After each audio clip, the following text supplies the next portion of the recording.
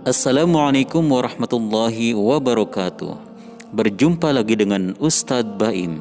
Kali ini Ustadz Baim akan menyampaikan materi Sirah kelas 2, pelajaran keempat tentang Abu Bakar As-Siddiq.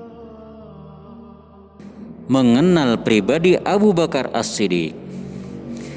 Abu Bakar memiliki nama asli Abdullah bin Abu Quhafah.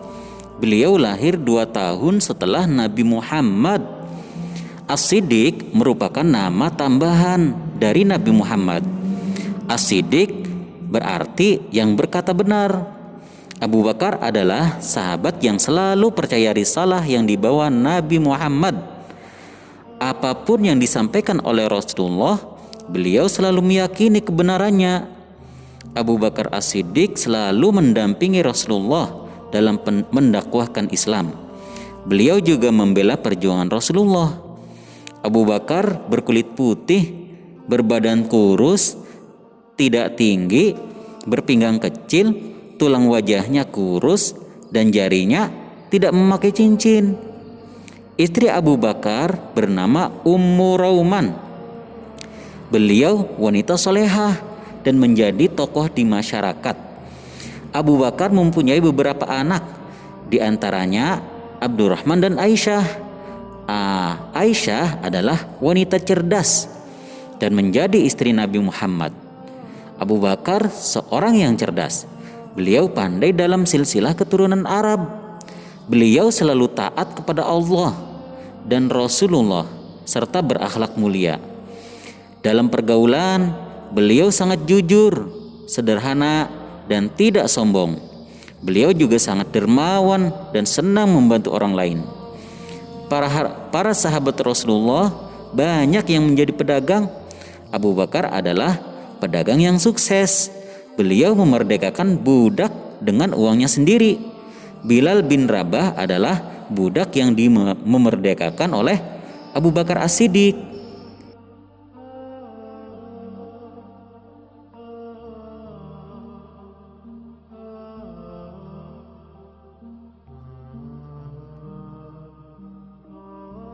Keistimewaan Abu Bakar As-Siddiq.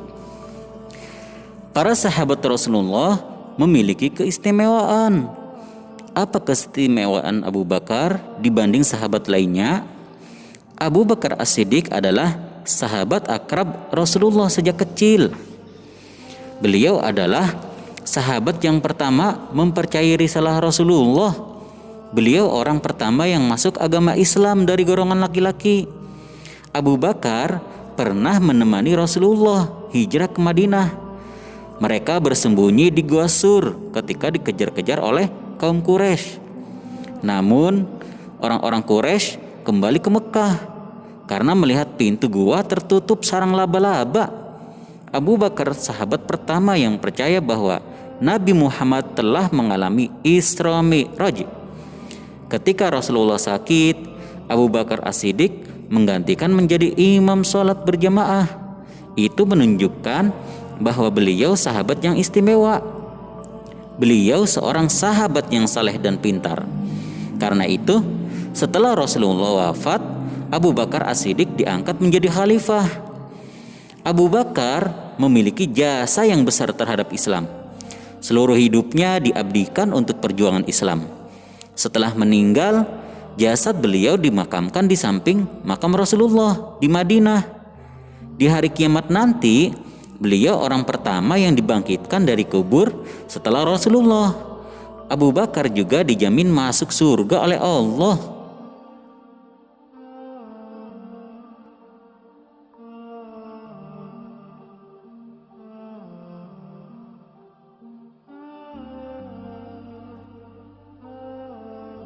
Meneladani perjuangan Abu Bakar As-Siddiq dalam membela Islam.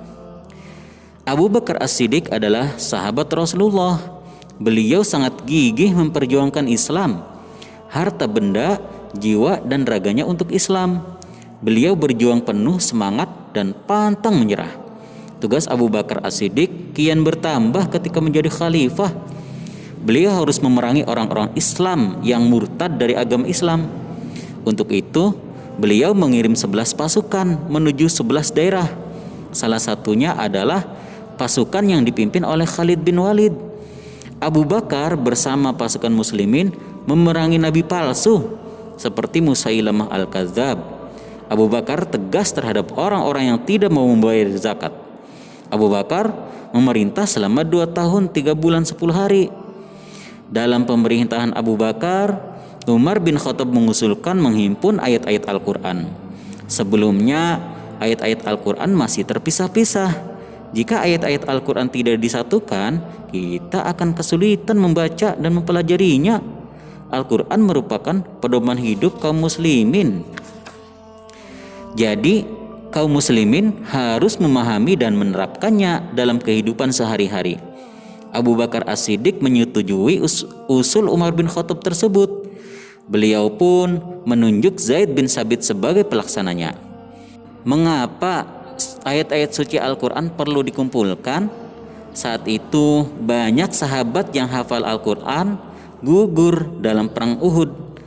Pada masa dahulu, ayat-ayat Al-Quran ditulis pada pelepah kurma, batu, dan kayu.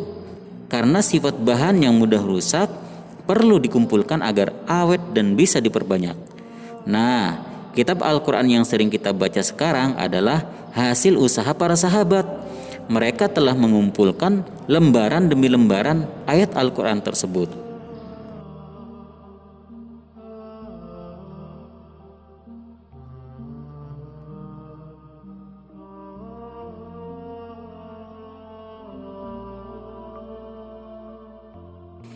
Sekian dari Ustadz.